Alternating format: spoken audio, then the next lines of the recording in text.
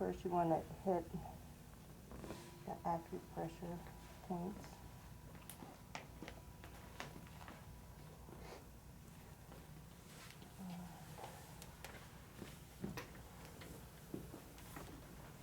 This is using the A and B cups. And just a little bit of oil.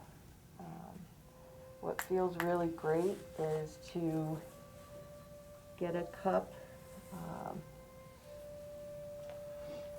right in the middle of the foot. And, you know, obviously each person is different.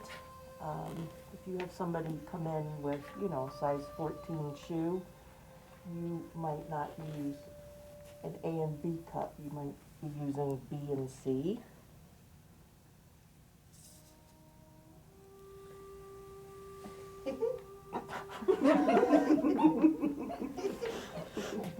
So, tell me about that feeling. It's like it felt like a little baby sucking on the butt. I don't know, it's Cupping seems to make people a little crazy too. Not me, but others. Are you okay with it though? Yeah. Okay. So maybe it tickles a little. It does tickle a little bit. Okay. And then, you know, if you had a whole session, I would definitely do quite a bit more with her legs, but I know time-wise, we don't have a whole lot of time. Jordan? Is there like I have plantar fasciitis Yes. on my heel. A, does it help that? I think it would. And B, do you have to be careful of certain areas for stuff like that, or? I think you would be moaning if we put one on your foot, like Okay. in a good way. And on the bottom of the foot, I'm going to defer to Zephyr on that one. It is likely to be good for you, and this is where the plantar fascia really starts, and so these would all be great placements. Okay. And we'll go into the specific injury treatment of that soon, Okay. but you'll want to address the peroneals a lot too. All right. And as you're doing this leg massage, you might want to hit stomach 36, the acupressure point on the front of the leg.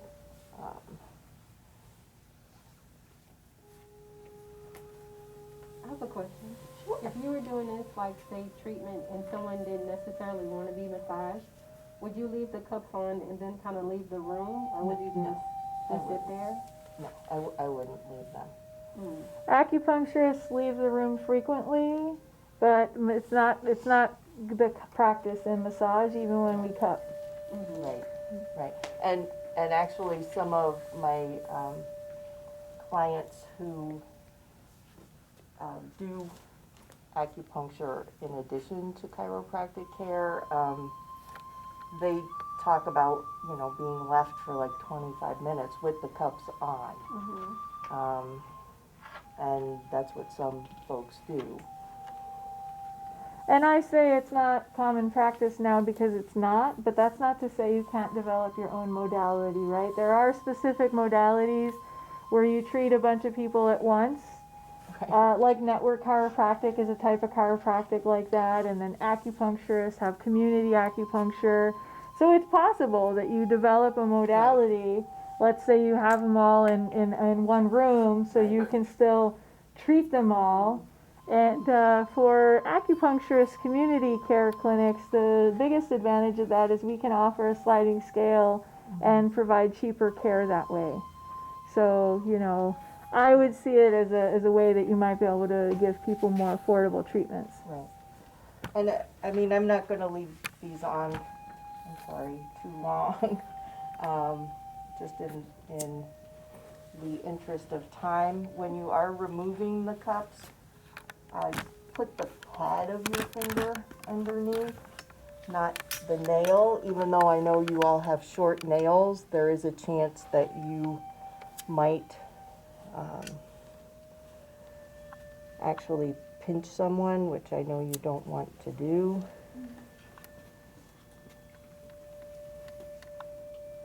You see the massage elements again? She's massaging it before and after. We don't just cup and run. How much extra is the service to do? At the chiropractic clinic where I work, they want to charge $10 extra for it. But my philosophy is that for one thing, honestly, for me, it saves my hands. I mean, really, it really makes a difference as to how sore you are at the end of the day. I think it's really helpful for the therapist to do cupping. So it's a conversation I still need to have with the doctor. And do you know the upcharge at the other place we work? How much more cupping is? It's 15.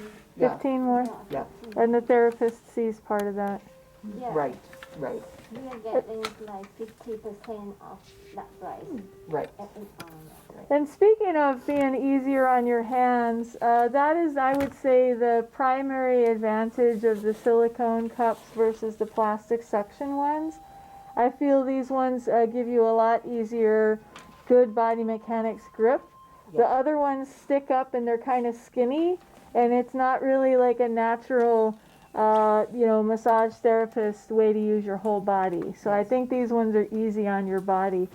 And I just want to add to what Jill was saying, I agree 100%, not just with the cupping, but with a lot of these modalities, if you just mix it up, I think it's a lot easier for your body, you're doing different things, you're using your hands and your body differently when you use these different modalities. I think you can extend what you can do in the day and in the week and quite frankly, possibly your career. Yes. Yeah, I do agree with that. Just a couple of things that to show you. At kind of near the end of the time that the cup is on, you'll want to do this little jiggling thing, and just a little pull up, and the jiggling, it helps to loosen the fascia in kind of a cool sort of way. Can I show a very short thing, speaking of fascia? Of course you can. We're going to do more treatment we work next week, but just as sort of an introduction, think about doing with the cups what you would do with all the modalities you know, including MFR. So you can use the fact that you're getting this great suction and pull on the tissue, and then talk to them like you talk to MFR. So you can do your direct stretch if you're not too slippery, and give it a really great pull and see which way does the fascia already go. I got a really springy end feel there.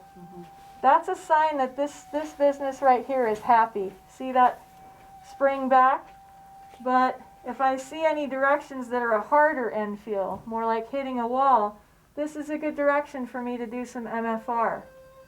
And again, these give you a brilliant pull on the fascia where I'm getting into all those little fascial bits that are hard to grab on with your smaller kind of finger tools. So, and there we go. And she might be moaning soon. Yep. And similarly, you can do a little linear friction or transverse friction. So feel free to kind of get in there with the edges of the cups, use them in a kind of way where you get that across the tissues and so forth. And we'll do more treatment next week, but feel free to start kind of playing with that. Yeah. Yeah, it is nice that they're, not that I don't want to see your classmates, but the fact that there are a fewer people today because that means more cups for you to play with. Jill and I have quite a few between the two of us, but then Susie lent us some sets from Elements as well, so Yes, she did, which was great. I'm gonna do a little zoom in if you show us that releases again, please. Yes.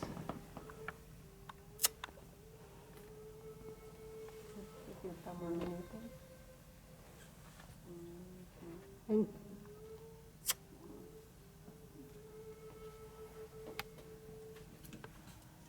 So that amount of edginess and raised will go away, oh yeah. but if you were to have the cups on too strong or too long, you could see a really kind of angry raise. And if you took that too far, it could literally blister, and that is like the worst thing we could do to somebody. Yeah. Because obviously that is an invitation for infection. So you keep an eye on them and see how they're responding.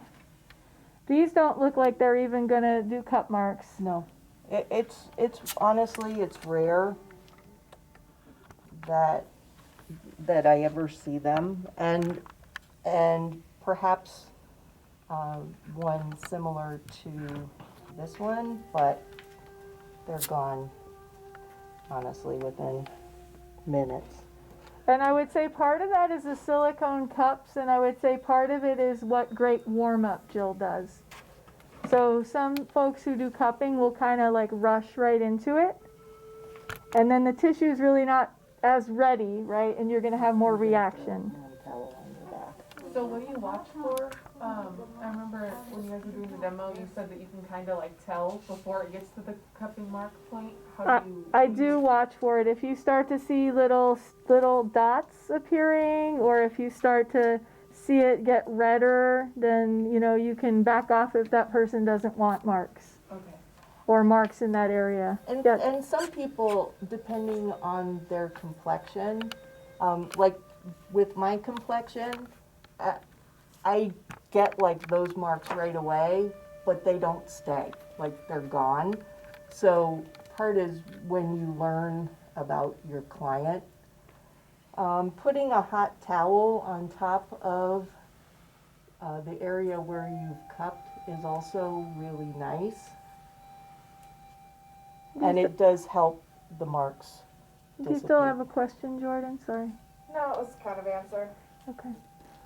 This should be obvious because we are careful with sanitation in all regards, but you would never put a used towel back in the cabby. So however many towels you brought today, and Jill and I brought some, that's how many we have. We can't toss them back in. Correct. It should be obvious, but I want to state it. I have a question. Yes. If this was a full body massage, Yes. and you had the cup suctioned on her back, and Yes. then you were going to start massaging her leg or something, Yes. would you like put a timer on, or? No, because for one thing, I do have a clock like in my room, and I know like 10 minutes is the max. And if you are doing the legs, 10 minutes is more than enough for you know, a full body massage in an hour. That's, you wouldn't even use 10 minutes. And you know, even though I feel like this has been a really fast demo, it's more slowly than you would, if it was just you and the client, you move along at a different pace.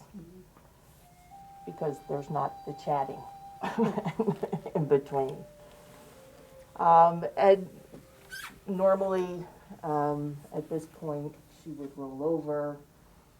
We would do arms, hands, neck, and then finish with the neck.